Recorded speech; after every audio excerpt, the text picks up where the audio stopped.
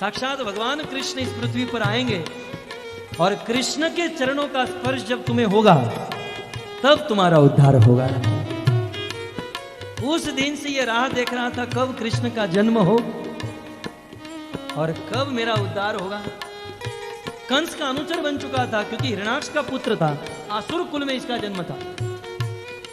तो कंस ने भेजा था जाओ कृष्ण को मार के आओ।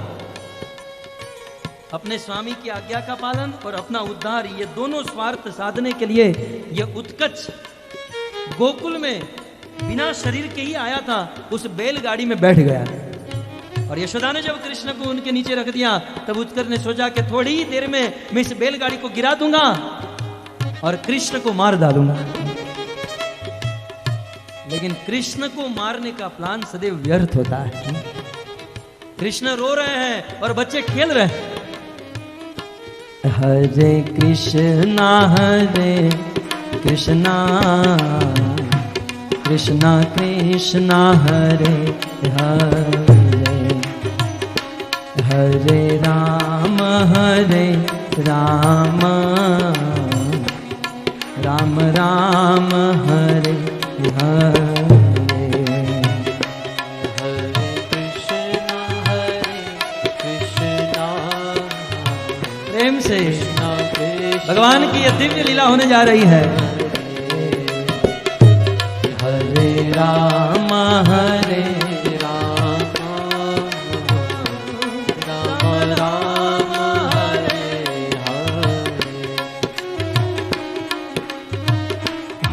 हरे कृष्णा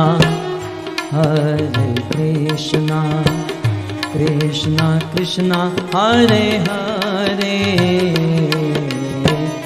हरे राम राम राम हरे हरे,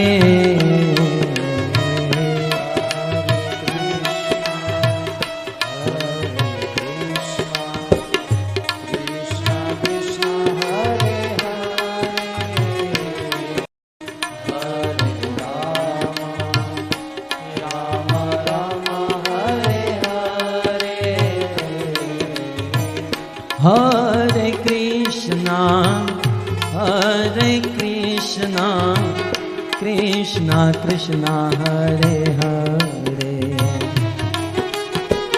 हरे राम राम हरे हरे। थोड़ा जोर से गाइए, दम लगाइए क्योंकि बैलगाड़ी को उछालना है।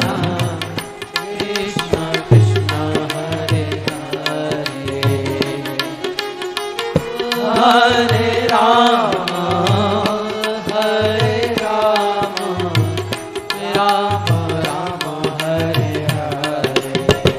हरे कृष्णा कृष्णा कृष्णा हरे हरे, हरे राम राम हरे हरे, हरे कृष्णा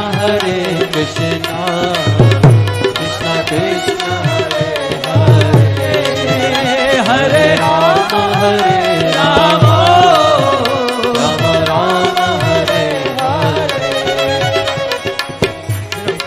उनको बिठाओ,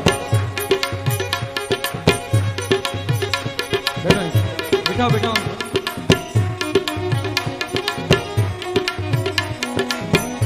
हिरण्याक्ष पुत्र उत्कच बिना शरीर के उस बैलगाड़ी में आकर बैठा। भगवान श्री कृष्ण समझ गए 3 महीने का बालक है और उसी समय भगवान श्री कृष्ण अपने छोटे छोटे पांव को हिलाने लगे। देवतागण आकाश में आ गए भगवान की लीला को देखने के लिए और उसी समय भगवान ने अपने छोटे से कदम उठाए। भगवान का एक अंगूठा उस बैलगाड़ी से स्पर्श हुआ, वो बैलगाड़ी आकाश में उछल गई। कर सर पर सदारी अमर कर अनुकर कर बार धर मेल करे, अरे हर सुर यमार पर यतियन कर नटवर मन हर पैर बने। भगवान श्री कृष्ण का चरण स्पर्श होते ही वो बैलगाड़ी आकाश में उछली। सभी बालक देखते रह गए। दाऊद डमक डमक दादुर दब डमकत कत मोर बनाल गिरा तब पियु पियु शबद पुकारत चाचा पियु पियु कोकिल कंठ गिरा। अद्भुत लीला। वह बैलगाड़ी आकाश में उछली और आकाश को छूकर जैसे आकाश से कोई पर्वत गिरे जैसे पृथ्वी के ऊपर गिरे, आकार मच गया। सारे बालक निकट आ गए और अंदर से जितने भी अतिथि थे सब लोग बाहर आए और बाहर आकर टूटी हुई बैलगाड़ी को देखें। और यशोदा मैया ने जब इस टूटी हुई बैलगाड़ी को देखा, यशोदा मूर्छित होकर गिर गई। सारे गोप गए, नंद बाबा गए, बैलगाड़ी के स्पेयर पार्ट को दूर किया तो कृष्ण बीच में खेल रहे थे। लेकिन सब लोग अन्वेषण करने लगे, कोई आगे से पीछे से, बोले ये गिरी कैसे है? पार्किंग में कोई कार खड़ी है, खड़े खड़े कैसे गिर जाए? बेल भी नहीं लगे हुए, ये गिरी कैसे? तब छोटे छोटे बच्चों ने कहा कि हम जानते हैं कैसे गिरी। कैसे गिरी बताओ बच्चों? बोले कृष्ण रोने लगा और ये अपना पांव मारा, उछल गई है। बच्चे की वाणी परम वेद से भी सत्य थी, लेकिन कुछ बूढ़ों को इतना अभिमान होता है, बच्चों की वाणी के ऊपर विश्वास नहीं कर। चुप, इसके पांव मारने से बैलगाड़ी उछलेगी? मूर्ख बालक, और मूर्ख तो तुम हो। इस प्रकार कृष्ण की रक्षा हुई। कृष्ण ने शक्टासुर का उद्धार किया। धीरे धीरे समय बीतने लगा। एक दिन यशोदा मैया कृष्ण को उठाकर जा रही थी। यशोदा ने एहसास किया कृष्ण का वजन बढ़ गया है। कृष्ण दिखाना चाहते थे, मैया आगे और एक लीला करने वाला हूं, एक बहुत बड़ा विमान आएगा, मुझे आकाश में लेकर जाने वाला है, तो तुम टेंशन मत लेना, क्योंकि मैं बहुत वजन वाला हूं तो नीचे आ ही जाऊंगा। लेकिन ये थोड़ी ना समझने वाले थे, कृष्ण चाहे कितना हूं ऐश्वर्य प्रकट करे, कितनी भी बड़ी लीला करे, इनके लिए तो कृष्ण अपना बेटा ही है। पुतना को मारा तो ब्रजवासियों ने सोचा कि देवताओं की इस पर बहुत बड़ी कृपा है, इसकी कृपा देवताओं के ऊपर है। शक्टासुर को मारा तो सारा श्रेय देवताओं को गया। और अब कंस ने एक बहुत बड़े असुर को भेजा जिसका नाम था तृणावर्त। तृण को आवृत करके बहुत बड़े आंधी और तूफान को लेकर आता था। तो यह तृणावर्त कृष्ण को मारने के लिए गोकुल में आया। गोकुल में आंधी तूफान होने लगी और इतनी बालू, इतनी धूल ऊपर उड़ी, कोई एक दूसरे को देख नहीं पाए। और वह तृणावर्त असुर कृष्ण को लेकर आकाश में चला गया। शुरू में तो कृष्ण को बड़ा आनंद आया, बहुत ऊपर जा रहा है, लेकिन ये नीचे जाने का नाम ही नहीं ले रहा था। ऊपर जा ही रहा है, जा ही रहा है, जा ही रहा है। तृणावर्त ने सोचा कि मैं इसे बहुत ऊपर ले जाकर इसे पटक दूंगा, लेकिन तृणावर्त कहां जानता था, तूने जिसको उठाया है वह तेरे काल का भी काल है, ये विकराल है। कृष्ण जब बहुत ऊपर गए, बहुत आनंद ले लिए, तब कृष्ण ने सोचा कि अब इसको मारना पड़ेगा। कृष्ण ने अपने छोटे छोटे हाथ थे, दोनों हाथ तृणावर्त के गले में लगा दिए।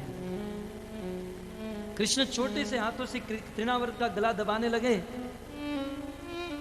तृणावर्त को पहले लगा कि तो बालक है, अभी छुड़ा दूंगा, लेकिन इसकी पकड़ धीरे धीरे मजबूत होने लगी। अब तृणावर्त इसे छुड़ाने का प्रयास कर रहा था, लेकिन अब कृष्ण का तो स्वभाव कल आपने सुना ना, एक तो हाथ में आते नहीं है, आ गए तो फिर छोड़ने का नाम लेते नहीं है।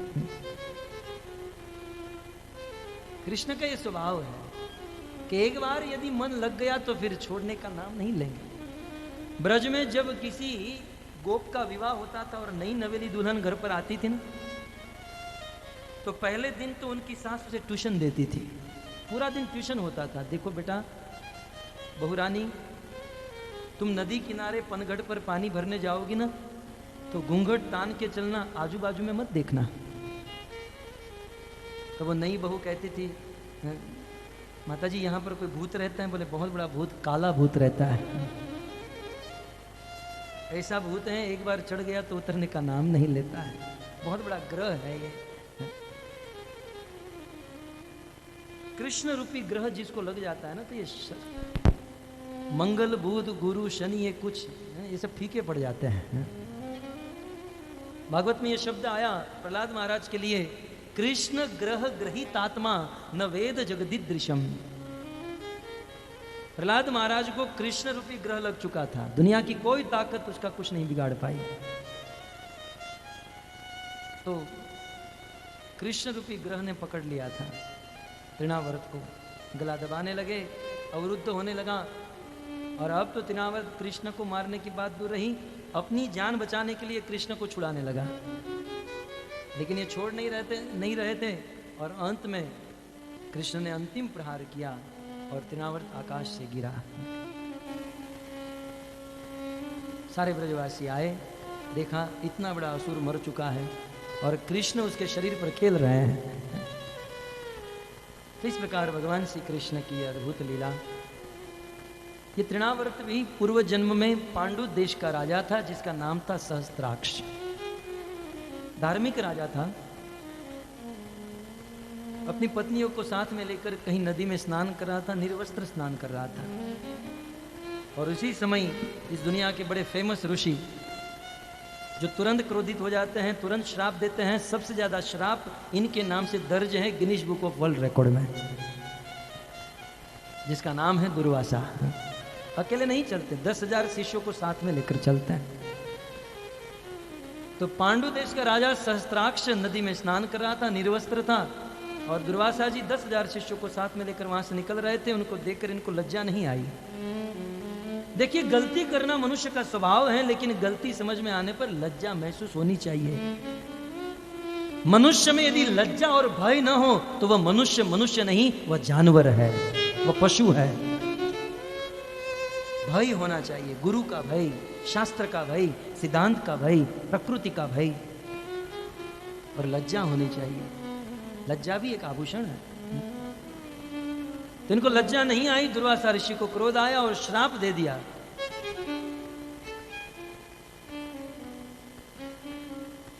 क्या श्राप दिया?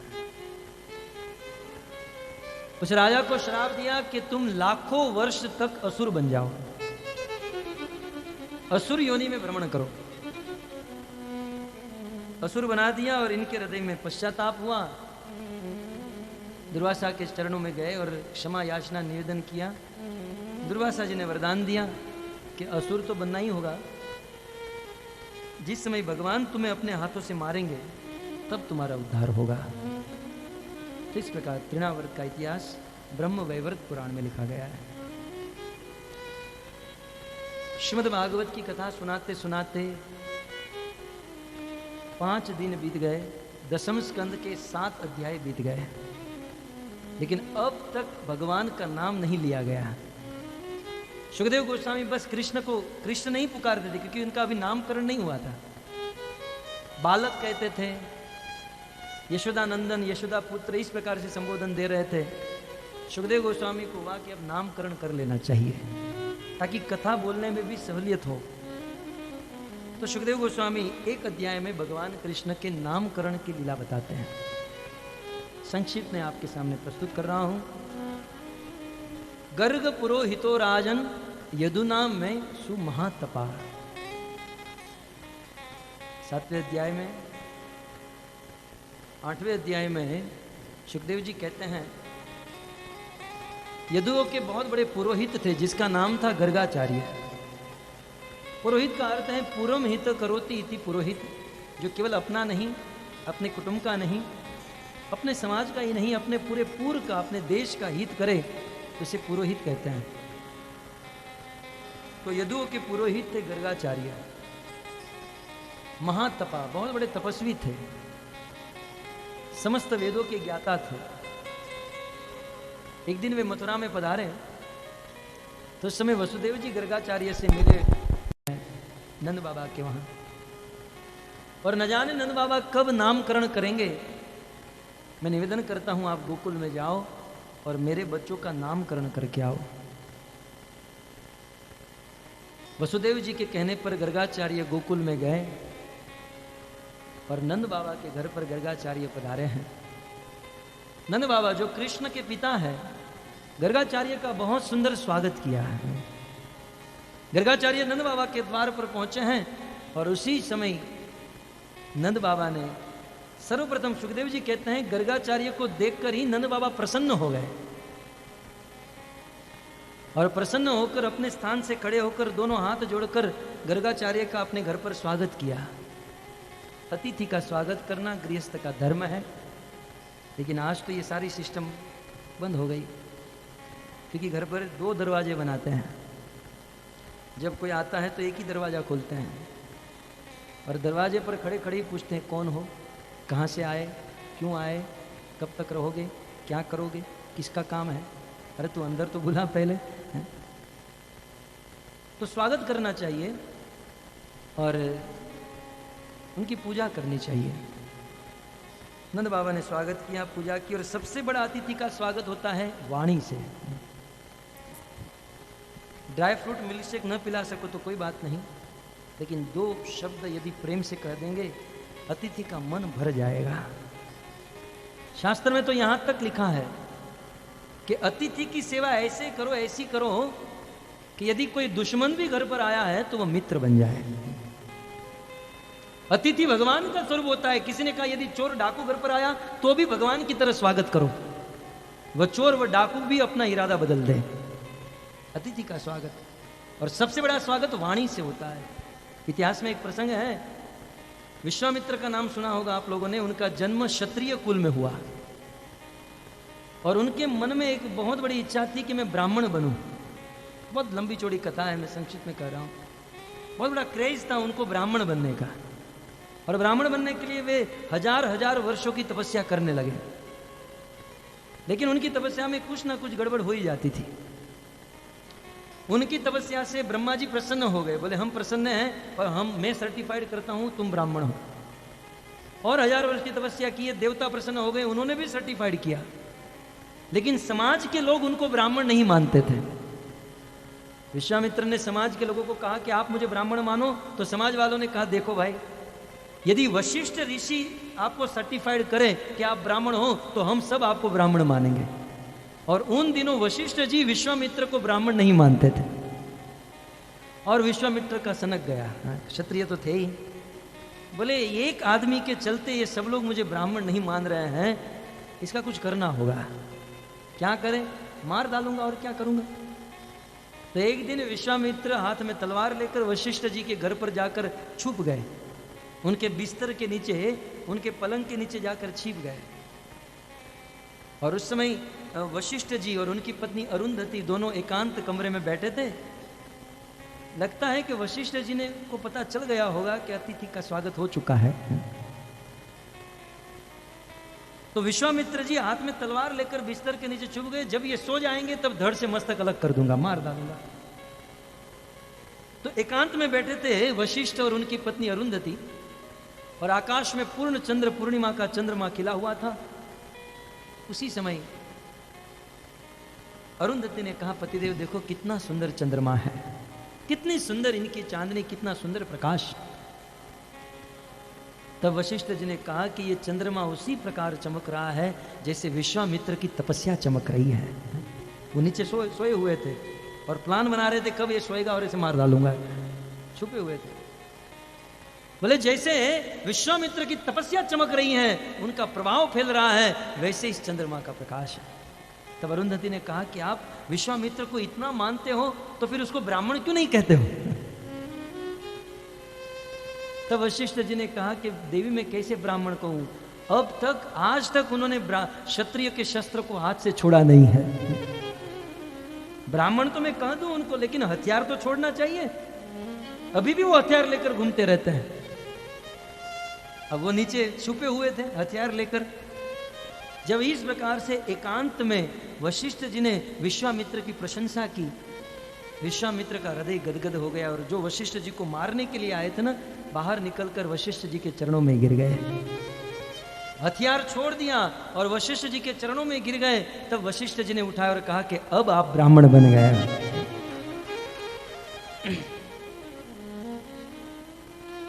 कहने का अर्थ यह है कि अतिथि का स्वागत ऐसे करे, कोई शत्रु भी घर पर आया हो तो मित्र बनकर चला जाए।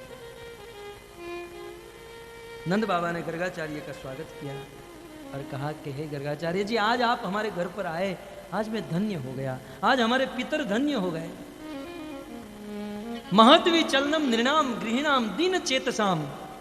आप जैसे संत महात्मा जब अपने मठ मंदिरों से चलते हैं तो एकमात्र हम जैसे गृहस्थियों का उद्धार करने के लिए चलते हैं।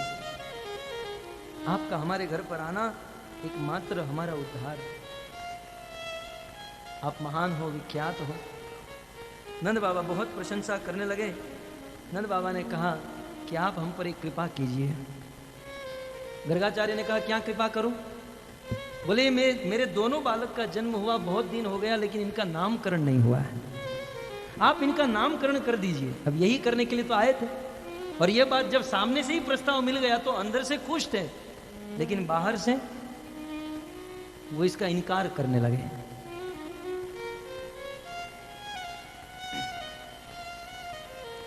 गर्गाचार्य जी ने कहा कि देखो, मैं यदुओं का कुल पुरोहित हूं, और यदि आपके बच्चों का नामकरण करूंगा तो कंस तो पापमती है, उसे पता चलेगा कि मैंने आपके बच्चे का नामकरण किया है, तो वो समझ जाएगा कि ये यदुओं का बालक है, वसुदेव का बालक है, वो मार डालेगा। नंद बाबा ने कहा कि एकांत में करते हैं।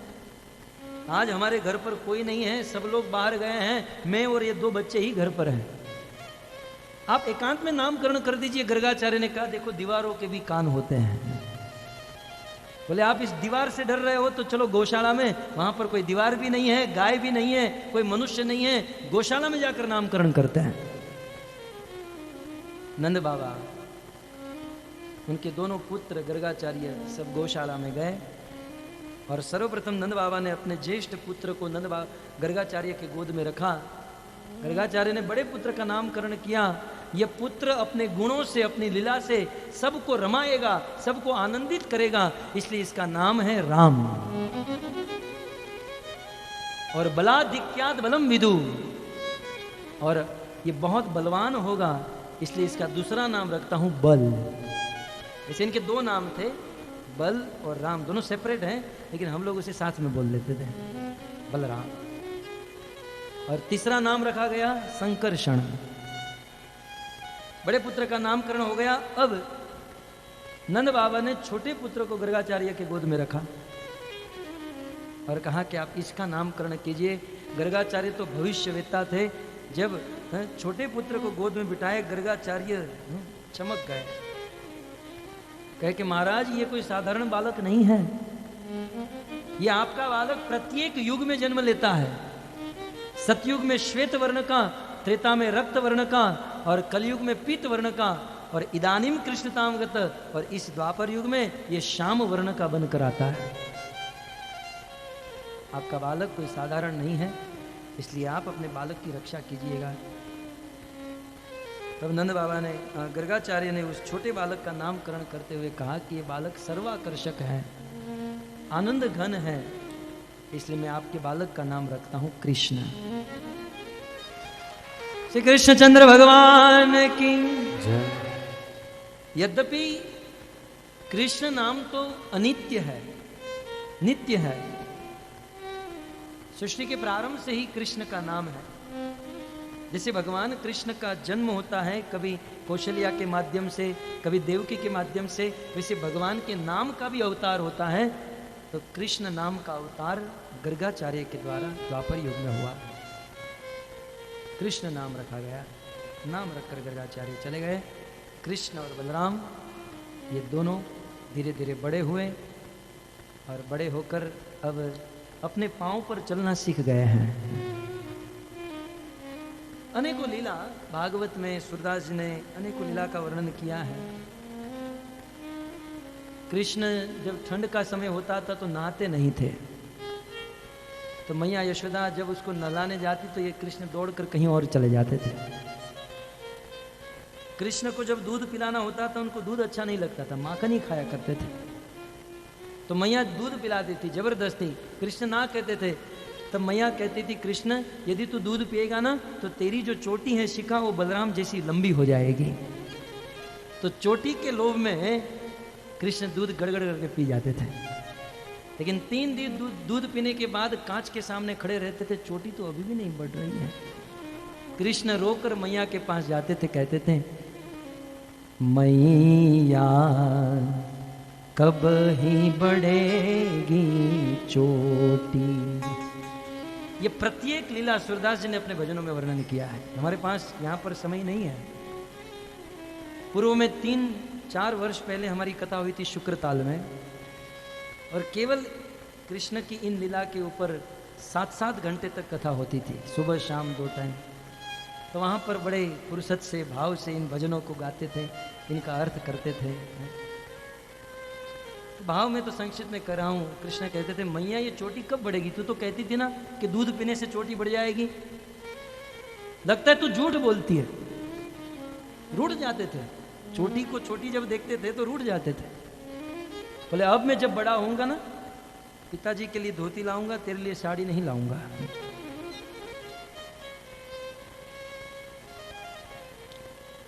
कई बार मैया यशोदा कृष्ण को छत में लेकर जाती थी सुलाने के लिए।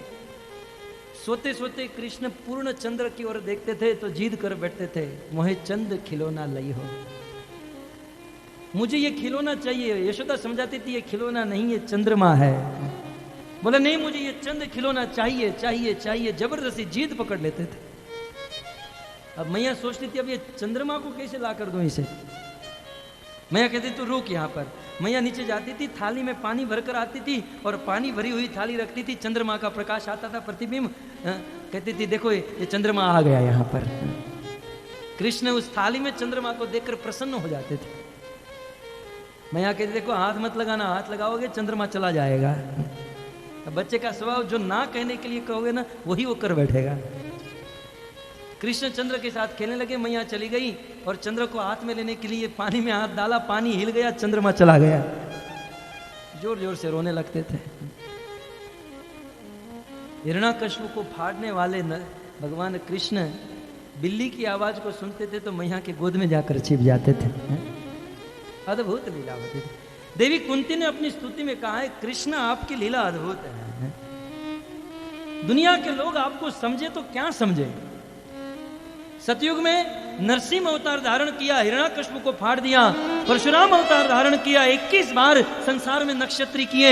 वामन अवतार धारण करके 2 कदम में पूरे ब्रह्मांड को नाप लिया।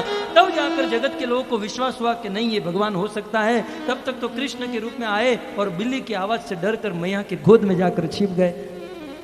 अब लोग आपको माने तो क्या माने। विडंबनम, आपकी ये लीला की जो अत्यंत विडंबना है। तो कृष्ण की ये अद्भुत लीलाएं हैं। इन लीलाओं में एक साख्य लीला बताते हुए सुखदेव जी कहते हैं एकदा क्रीडमानास्ते रामाद्या गोपदारका कृष्णो मृदिं भक्षितवान् नाइति मात्रन्येवद। एकदा क्रीडमानास्ते, अब कृष्ण चलने लगे। चलते हुए भी बहुत लीला होती थी। कृष्ण और बलराम अब घर के बाहर तो नहीं, घर के प्रांगण में कुछ बछड़ों को बांधा होता था और ये लोग बछड़े की पूंछ पकड़ लेते थे। जैसे ही पूंछ पकड़ते थे वो बछड़े दौड़ने लगते थे और ये दोनों घसीटते हुए बछड़े के पीछे चिल्लाते थे कोई बचाओ बचाओ, अब पूंछ छोड़ दो तो तुरंत बच जाओ। लेकिन इतनी भी बुद्धि नहीं होती थी कि पूंछ को छोड़ देनी चाहिए। थोड़े से बड़े हुए, खेलने लगे। एक दिन कृष्ण, बलराम और अन्य सखा यमुना के तट पर ब्रह्मांड घाट में खेल रहे थे, गोकुल महावन में। और खेल होता था, 2 टीम होती थी, 2 पक्ष होता था और जो पक्ष हार जाता था उसे घोड़ा बनना पड़ता था और जीतने वाला पक्ष उनके ऊपर बैठकर कहीं दूर तक लेकर जाते थे। तो कृष्ण और बलराम की दोनों कैप्टन होते थे, दोनों की टीम होती थी। एक दिन कृष्ण का पक्ष हार गया। जब कृष्ण का पक्ष हार गया तो कृष्ण के पक्ष में सब लोग घोड़ा बन गए और अन्य बालक जो जीते हुए थे उनके ऊपर बैठ गए, लेकिन कृष्ण घोड़ा नहीं बने। तो बालकों ने कहा चलो कृष्ण घोड़ा बनो। कृष्ण ने कहा मैं नहीं बनूंगा। अरे तुम हार गए हो, घोड़ा बनो। कृष्ण ने कहा मैं राजा का बेटा हूं, राजा का बेटा घोड़ा नहीं बनता, वो घोड़े के ऊपर चढ़ता है, नहीं बनूंगा। तब वो सखा कृष्ण को धक्का मार के कहते थे कि सारे तू राजा होगा अपने घर का, यहां तो तू हमारा सखा है। कृष्ण ने कहा मैं घोड़ा नहीं बनूंगा, नहीं बनूंगा, नहीं बनूंगा। तो सखाओं ने कहा यदि घोड़ा नहीं बनना है तो आज के बाद हमारे साथ खेलना मत। सब लोग कृष्ण को छोड़कर कहीं दूर जाकर खेलने लगे। कृष्ण ने कहा कोई बात नहीं, मैं अकेला खेलूंगा। अब नदी के तट पर कोई बालक यदि अकेला खेलता हो तो क्या खेलेगा, मट्टी के साथ ही खेलेगा। तो इस समय कृष्ण मट्टी से वो पर्वत बनाने लगे, न जाने क्या क्या करने लगे।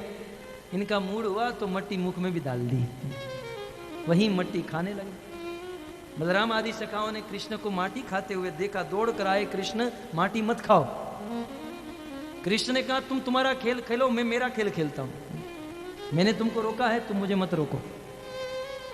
बलराम ने कहा देखो कृष्ण माटी खाओगे तो बीमार हो जाओगे, जो भी हो तुम्हें कोई मतलब, तुम अपना खेलो, मैं मेरा खेलता हूं। बोले देखो माटी खाओगे तो मैया आपको शिकायत कर दूंगा, कर दो, मैं कोई मैया वैया से नहीं डरता हूं।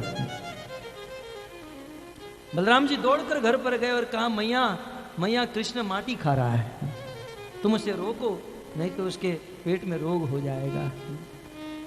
बलराम जी की शिकायत भी अद्भुत है ब्रज भाषा में। तेरे लाला ने माटी खाई, यशोदा सुन माई। गाएंगे तो 11:30 हो जाएगा, इसलिए मैं बहुत ब्रेक लगा रहा हूं। एक से एक भजन है। तेरे लाला ने माटी खाई, यशोदा सुन माई। अद्भुत खेल सखन खेल, सखन संग खेलियो, छोटो सो माटी को ढेलो, ताने गटक गटक गटकाई, यशोदा सुन माई। यशोदा तेरे लाला ने माटी खाई है। अच्छा लाला ने माटी खाई, हाथ में छड़ी लेकर दौड़ते हुए यशोदा आई कि आज तो मैं उसे डांटूंगी। यशोदा दूर से छड़ी लेकर आ रही थी, कृष्ण ने देखा मैया आ रही है। मैया को देखकर अपने मुख में लार बनाकर जल्दी जल्दी माटी खाने लगे, लेकिन छोटा सा मुख सारी माटी कैसे तुरंत खा लेगा। तब तक तो मैया पहुंच गई और कहा कृष्ण तूने माटी खाई है? हाँ, अब थी मुंह में माटी तो क्या बोलेंगे, इशारा किया नहीं, धीरे धीरे खा गए। मैंने कहा सत्य बोल कृष्ण माटी खाई? सुखदेव जी कहते हैं कृष्ण ने कहा ना हम भक्षितवान अंबर, हे अम्ब हे माँ अहम न भक्षितवान, मैंने माटी नहीं खाई। यशोदा कहते क्या है तेरे सखा झूठ बोल रहे हैं? कृष्ण ने कहा सर्वे मिथ्या भी संचिन, सब लोग मिथ्या, सब लोग झूठे हैं। यशोदा कहते अच्छा ये सब लोग झूठे और तू ही एक सत्यवादी हरिश्चंद्र है? बोले ये तेरे सखा झूठ बोल सकते हैं, ये तेरा बड़ा भाई दाऊ तो झूठ नहीं बोल सकता। कृष्ण ने कहा कि मैया ये नाम का बड़ा है, ये मात्र नाम का बड़ा है, मुझे सबसे ज्यादा यदि कोई दुख देता है तो ये बलराम। कृष्ण अपनी मैया को इमोशनल ब्लैकमेल कर रहे हैं, माटी की बात को बुलाकर और अलग ट्रैक पर चढ़ा रहे हैं। बोले तू कहती नहीं बड़ा है, बड़ा नहीं, ये सबसे बड़ा सिरदर्द है मेरा। मैया ये दाऊ मुझे इतना परेशान करता है, मुझे कहता है नंद गोरी यशोदा गोरे, तू काला कलूटा कहां से आ गया? तेरे बाप गोरे, तेरी माँ गोरी और तू काला, तू नंद और यशोदा का बेटा नहीं है, तुझे नंद और यशोदा कहीं से खरीद कर लाए। मैया सच बता क्या मैं तेरा बेटा नहीं हूं? क्या तुम लोग मुझे खरीद कर लाए हो? इतना सुनकर तो मैया कृष्ण को अपने अखबार में भर लेती थी।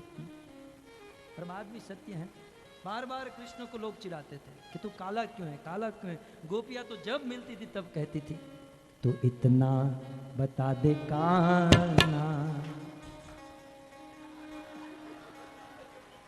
गाना है तेरा रंग काला क्यों, तो इतना बता दे काना, तेरा रंग काला क्यों, तू काला होकर भी जग से निराला क्यों, तू काला होकर भी जग से निराला क्यों, तू इतना बता दे काना, रंग काला क्यों, तू इतना बता दे काना, तेरा रंग काला क्यों।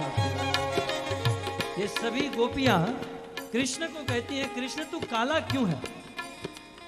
तो कृष्ण बहाना बनाते थे। आइए सुनते हैं क्या कहते हैं। देखो जो कृष्ण के पक्ष में है वो कृष्ण की पंक्ति बोलो, और जो राधा के पक्ष में है वो राधा की पंक्ति, लेकिन बोलो सब लोग। कृष्ण कहते हैं मैंने काली रात को जन्म लिया, मैंने काली रात को जन्म लिया, मैंने काली रात को जन्म लिया, मैंने काली रात को जन्म लिया, और काली गाय का दूध पिया, और काली गाय का दूध पिया। कृष्ण कहते हैं मैंने काली रात को जन्म लिया, अंधेरे में रात को 12 बजे मेरा जन्म हुआ, इसलिए थोड़ा सा काला हूं।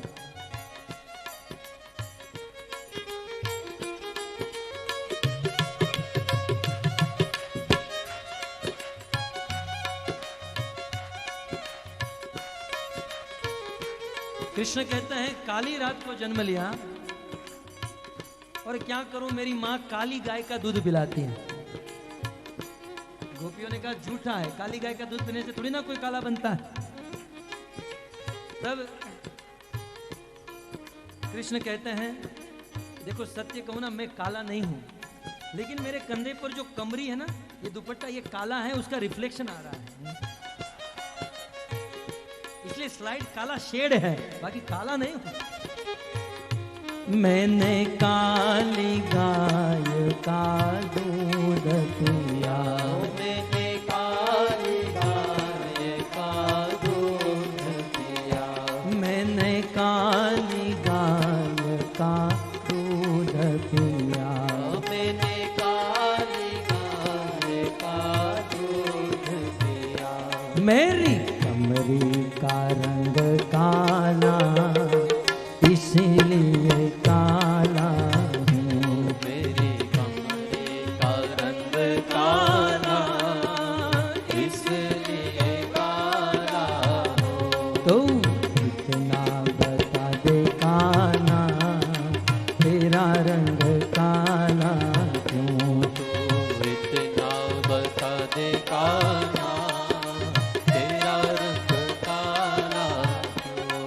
गोपिया कहती है तू झूठ बोल रहा है, ये दुपट्टा कंधे पर होने से थोड़ी ना कोई काला लगता है।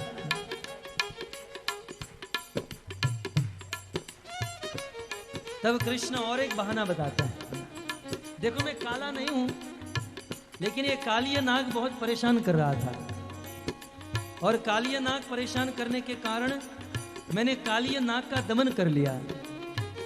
और क्या है, घर पे नल नहीं है, इसलिए रोज यमुना में स्नान करना पड़ता है। यमुना थोड़ी सी काली है, इसलिए थोड़ा काला सा शेड हो गया है, बाकी काला नहीं हूं। मैं काली दाह में कूद पड़ो, मैं काली दाह में कूद पड़ो, और काली नाग को नाथ लियो, और काली नाग को नाथ लियो, और काली नाग को नाथ लियो। और काली नाग को नाथ लियो। मैं फण फण पे नृत्य कियो, इसीलिए काला हूँ।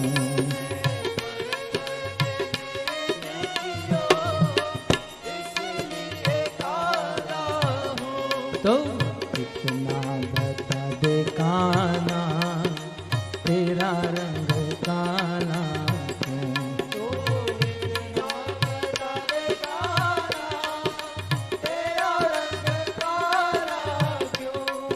जब कृष्ण ये बहाने देने लगे कि काली रात में जन्म हुआ, काली गाय का दूध पिया, यमुना में कूद पड़ा इसलिए काला हूँ, ये गोपियां मानने के लिए तैयार ही नहीं, बोले ऐसा हो ही नहीं सकता। तब कृष्ण को क्रोध आ गया, सारी मैं काला नहीं हूं, तेरी मटकी काली है, तू घूंघट टानती है, तेरी चुंदड़ी काली है, काले कपड़े से तू देख रही है इसलिए मैं काला दिखाई दे रहा हूं। तब भी कहती है नहीं, झूठ बोल रहा है। तब कृष्ण कहते तेरा मन काला है इसलिए मैं काला लग रहा हूं। तेरी गोरस मटकी काली है, तेरी गोरस और तू यति मन की काली है, और तू अति मन की काली है। तेरी चुनरी का रंग काला, इसीलिए काला हूँ। तेरी चुनरी का रंग काला, इसलिए काला हूँ। तो इतना बता दे काना, तेरा रंग काला क्यों? तो इतना बता दे काला, तेरा रंग काला क्यों? कृष्ण ने अनेकों बहाने बताए। अब कृष्ण अंत में वास्तविक कारण बता रहे हैं जो हृदय को छू गया है।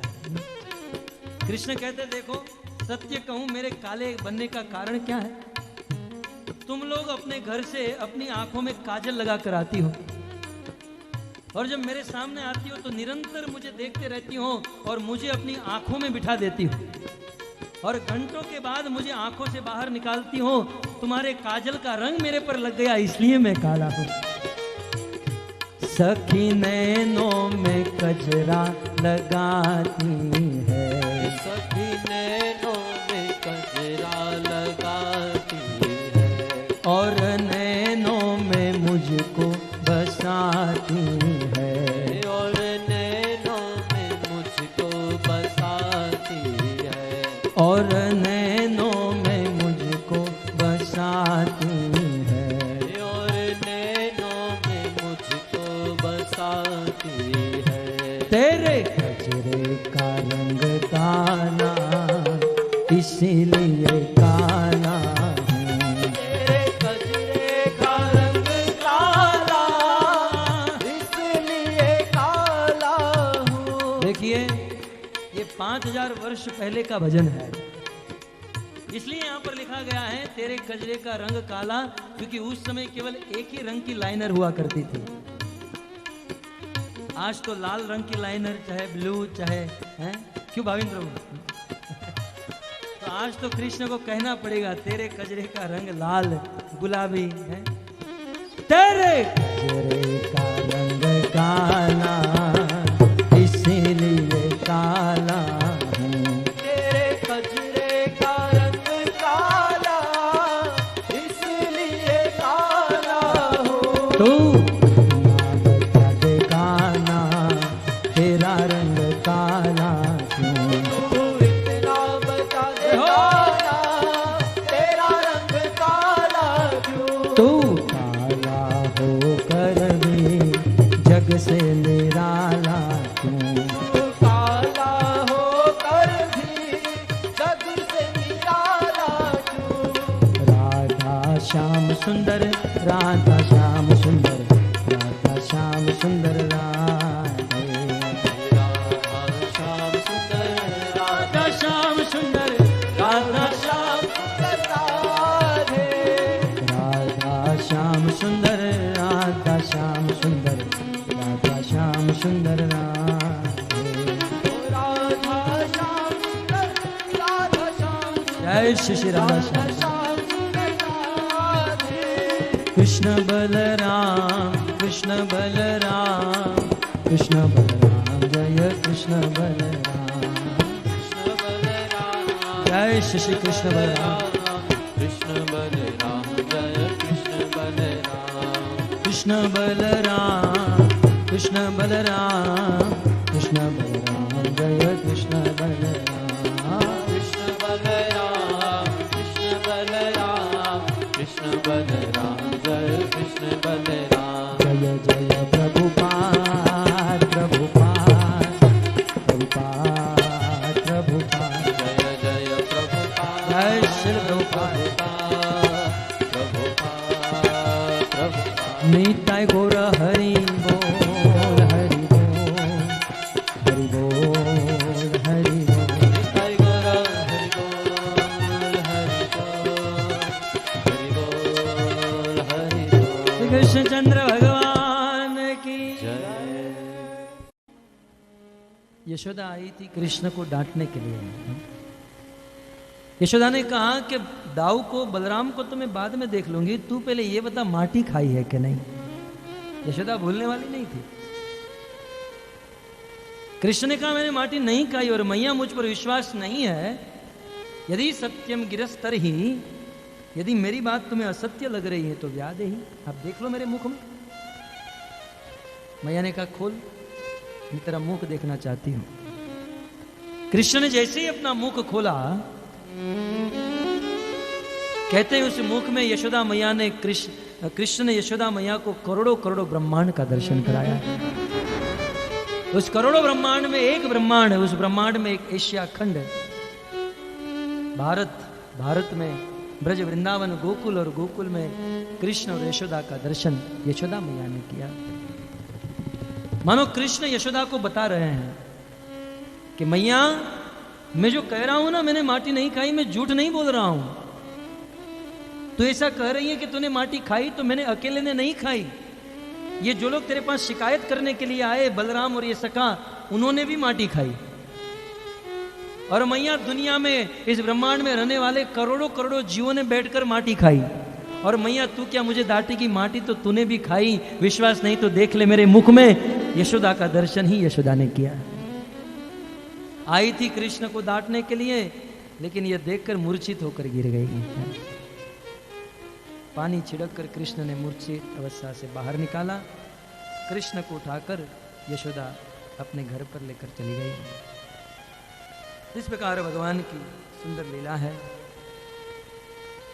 और गोकुल में रहते हुए सबके मन को हरने वाली मनोहर लीला यदि कृष्ण की हुई तो वह माखन चोरी की लीला है। कृष्ण ने ब्रज में माखन चुराया। यद्यपि नंद बाबा के वहां माखन की कोई कमी नहीं थी, परंतु यह भगवान की एक अद्भुत लीला है। अपने सखाओं के साथ गोपियों के घर पर जाते थे, माखन चुराते थे। नित्य क्रम बन गया माखन चुराना। और एक दिन ब्रज की समस्त गोपियां एकत्रित होकर कृष्ण की शिकायत लेकर यशोदा के पास आई। सुखदेव जी 2 श्लोक में वर्णन करते हैं इस लीला का। ये समस्त गोपियां यशोदा के पास आकर कहती हैं, अपना गांव लेव नंद रानी, हम कहूं अनंग बसेरी जान। सुन के साकर खोल के बाकर। प्रत्येक भजन है, एक एक लीला के भजन है। कहती है, अपना गांव लेव नंद रानी, हम कहूं अनंग बसेरी जाए। हे नंद रानी, हे यशोदा, अपने कान्हा को लेकर इस गोकुल को छोड़कर चली जाओ, क्योंकि कान्हा के रहते हुए हम यहां पर चैन से जी नहीं सकती। सभी गोपियों ने शिकायत की। यशोदा कहती, मेरा लाला छोटा सा है, ठीक से चलना भी नहीं सीखा है, और ये तुमको परेशान करता है? बोले हाँ। बोले क्या परेशान करता है? सुखदेव जी ने लिखा है, वत्सान मुंचती क्वचित असमये क्रोध संजात हास। ये तेरा लाला क्या नहीं करता है, ये बता मैया। जब हम गृह का काम करती हैं तब ये तेरा लाला, ये कृष्ण हमारे घर पर घुस जाता है और असमय में बछड़ों को छोड़ देता है। सारे बछड़ों को छोड़ देता है और बछड़े अपनी माँ गाय के पास जाते हैं और सारा दूध पी जाते हैं, हमारे लिए कुछ नहीं बचता है। मैया हंसने लगी, अच्छा मेरा लाला ऐसा करता है? यदि मेरा लाला यह करता हो तो उसे डांटना चाहिए। तो किसी गोपी ने कहा कि जब हम इसे डांटती हैं तो ये उल्टा हमको डांटता है, ये हमारे ऊपर क्रोध करता है कि मैंने किसके बछड़े को छुड़ा है? तुम्हारे ही बछड़े को छुड़ा है ना, कि मेरे बछड़े को लेकर दूध पिलाने के लिए आया हूं। तुम्हारा बछड़ा छूटा है, तुम्हारा बछड़ा दूध पिएगा तो तुम्हारा बछड़ा बलवान बनेगा कि मेरा बछड़ा बलवान बनेगा? निर्दयी, क्रूर, कितना बछड़ा बेचारा सूख गया है, कितना पतला बन गया है, बिना दूध पिलाए मारती रहती हो, दया भी नहीं आती है। ये उल्टा हमको डांटता है। और हम जब बछड़े को बचाने के लिए, छोड़ने के लिए, बांधने के लिए जाती हैं तब ये हमारे घर में घुस जाता है। और घर में घुसकर क्या करता है? गुजरात के संतों ने तो अनेकों भजन लिखे। घमर घमर मारूं વલોણું ગાજે શ્યામ આવીને મારા મટકા, 4-5 ગોવાળ ટોળે વળીને એકબીજાને કાંધે ચડીને મટકીમાં મોરલી મારે મારો કાન શ્યામ.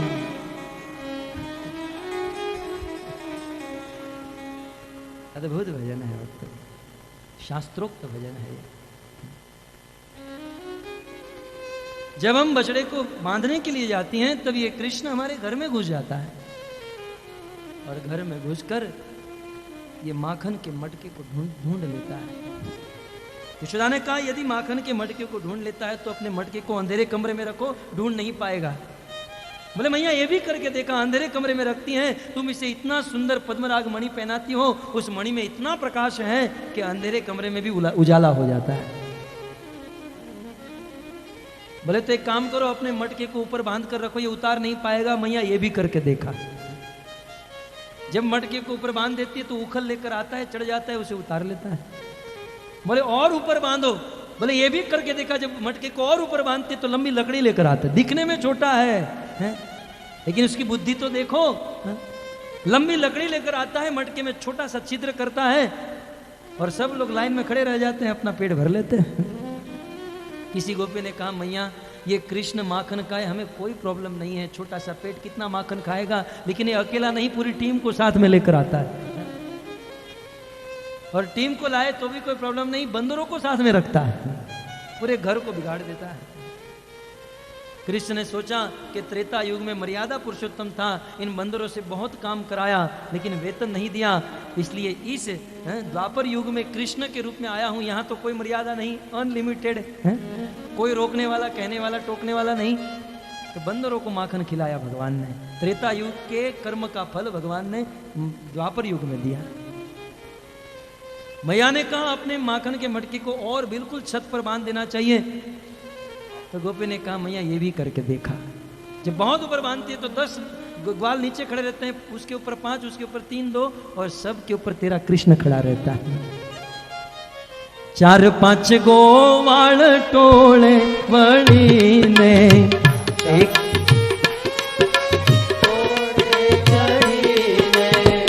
4-5 गोवाल टोले वळीने 4-5 गोवाळ टोळे वळीने एक बीजाने कांधे चढ़ीने एक बीजाने कांधे चढ़ीने मटकी मां मोरली मारे मारो कांछा आवीने मारी मटकी तोड़े धमाड़ धमाड़ मारो भलो हाजे श्याम आवीने मारे मटकी तोड़े ओहो कान आवीने मारी मटकी तोड़े ओ श्याम आवीने मारे मटकी तोड़े.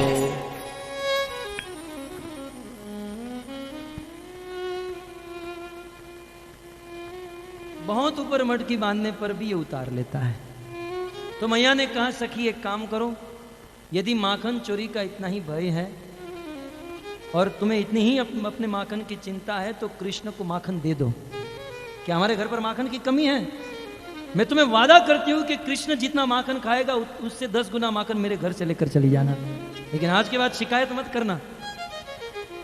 किसी गोपी ने कहा मैया ये भी करके देखा, हमें पता है 2:30 बजे का टाइम है, ये आने वाला है, आएगा तो पूरा घर बिगाड़ देगा, तोड़ फोड़ करेगा, इसलिए माखन की मटकी लेकर हम बाहर खड़ी रह जाती है. कृष्ण माखन खाओगे? तो जानते ये क्या कहता है? भिखारी समझ के रखा है. ये हमको उपदेश देता है, भिखारी समझ के रखा है. राजा का बेटा हूं, भीख नहीं चाहिए, मेहनत की खाएंगे. जानती नहीं चोरी करने में कितना प्लान बनाना पड़ता है, कितना रिस्क लेना पड़ता है, इतना ऊपर चढ़ के. आज के बाद कहना मत, और तुझे चाहिए तो घर से लेकर चली जाना. भिखारी समझ के रखा है. माखन खाओगे खाओगे. भगवान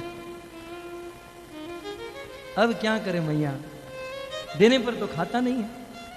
मैया ने कहा एक काम करो, इतनी ही प्रॉब्लम है तो घर पे माखन रखो ही मत। घर पे माखन होगा तो घर पर आएगा, चोरी करेगा। किसी गोपी ने कहा ये भी करके देखा मैया, जिस दिन हम घर पर माखन नहीं रखती है ना तो ये इतना श्राप देता है, इस घर में मेरे खाने के लिए माखन नहीं है, मेरे खाने के लिए इस घर में भोजन नहीं है, इस घर के सारे लोग दरिद्र बन जाए, इस घर की 21 पीढ़ी हाथ में कटोरा लेकर भीख मांगे। अब यदि इसकी वाणी सत्य हो गई तो हम तो गए काम से, इसलिए नहीं रखने पर भी रखना पड़ता है। अब बताओ, अब हमारे लिए कोई उपाय नहीं है। मैया बहुत सहन किया, अब आप कृष्ण को लेकर यहां से चली जाओ। तब कृष्ण भी कहते मैया इसकी बातों में मत आना। कृष्ण वहीं पर खड़े रहते, ये सब झूठी है। तो एक गोपी आगे आकर कहती है कौन झूठी है? झूठी हम है कि तू है? कान पकड़कर कहती है कि मैया ये दिखने में छोटा है, जब मैं पनगढ़ पर पानी भरने जाती हूं तो जानती हूँ क्या कहता है? ये कहता है मेरे से शादी करेगी? अब पूछो उसको, शादी का मतलब भी जानता है? कृष्ण कहते हैं मैया ये सब लोग झूठी हैं, ये लोग प्लान बनाकर आई हैं और मैंने इसका प्लान सुन लिया है। जब मैं कहीं से जा रहा तो ये सब लोग बैठी थी और प्लान बना रही थी कि देखो हम कृष्ण बहुत अच्छा लड़का है और कृष्ण की शादी कहीं होनी नहीं चाहिए, यदि शादी हो गई तो ये हमारा नहीं रहेगा, तो ऐसा क्या करे जिससे कृष्ण की शादी ना हो? तो कृष्ण के ऊपर कलंक लगा देते हैं ताकि कोई इसके साथ शादी ना करे, ये मेरी शादी नहीं होने देना चाहती है, इसलिए ये शिकायत लेकर आती। मैया इसकी बातों में तो मत आना, तेरा बेटा कभी चोरी कर सकता है? तो इस प्रकार शिकायत होती थी कृष्ण की। गोपियां चली जाती थी, लेकिन मैया अपने मन में रात दिन सोचती थी कि आखिर कृष्ण दूसरों के घर पर चोरी क्यों करता है। माँ का हृदय है ना, यदि छोटा सा बच्चा स्कूल से किसी की पेंसिल रबर चुरा कर आए तो माँ सोचती है कैसे गलत संस्कार बच्चे को क्यों हो रहा है। मैया ने सोचा आज माखन चुराया है, कल स्कूल में पेंसिल चुराएगा, परसों किसी की लड़की को चुरा कर भाग जाएगा, इसका कुछ करना होगा। मैया सोचने लगी कि आखिर हमारे घर के माखन को छोड़कर दूसरों के घर में क्यों खाता है। कृष्ण के लिए तो 9 लाख गाय थी, उनमें एक गाय पद्मगंधा गाय, 100 गाय का दूध एक गाय को पिलाया जाता था और उस गाय से जो दूध निकलता था जिसमें कमल की सुगंध आती थी, अद्भुत दूध, और उसका दही माखन बनता था, लेकिन उसे छोड़कर कृष्ण दूसरों के घर पर चोरी कर कर खाते थे। आखिर क्यों? यशोदा रात दिन ये सोच रही है कि कृष्ण मेरे घर का क्यों नहीं खा रहे हैं, क्यों नहीं खा रहे हैं। इसका उत्तर यशोदा को दिवाली के दिन मिला। तो एक काम करते हैं, यशोदा को सोचने देते हैं। कल शाम को 8:30 बजे यशोदा के मन में जवाब आएगा और फिर यशोदा के द्वारा बहुत सुंदर लीला, दामोदर लीला होगी, और दामोदर लीला के पश्चात उखल यमलार्जुन का उद्धार, जो इस कथा का मुख्य अंश है, ये सुनाया जाएगा। आप सब भक्त इसी प्रकार से आते रहिए, इस कथा को सुनिए और अपने जीवन को धन्य कीजिए।